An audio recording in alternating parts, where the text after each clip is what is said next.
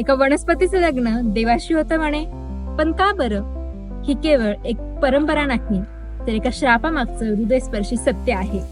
आपल्या प्रत्येकाच्या घरात असणारी पवित्र वनस्पती म्हणजेच तुळस.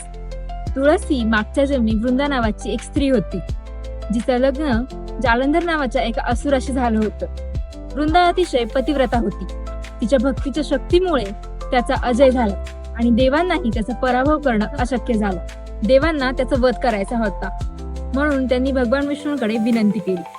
हे भगवान विष्णू, जोवर आपण वृंदेचं पतिव्रत मोडत नाही तोवर अधर्माचा नाश होणार नाही. भगवान विष्णूंना माहित होतं की त्यांना करावं लागणारं कृत्य नैतिक दृष्ट्या वेदनादायक आहे, परंतु वाईटाचा नाश करण्यासाठी तेवढंच आवश्यकही आहे. ते वृंदेसमोर जालंधराचं रूप घेऊन गेले आणि ती त्यांना खरा जालंधर समजून बसली. क्षणातच तिचा पतिव्रतेचा प्रभाव नष्ट झाला. जेव्हा तिला सत्य समजलं, ती फार क्रोधित झाली आणि तिने भगवान विष्णूंना श्राप दिला की जसं तुम्ही माझं आयुष्य दगडासारखं केलं तसंच तुम्हीही दगड व्हाल.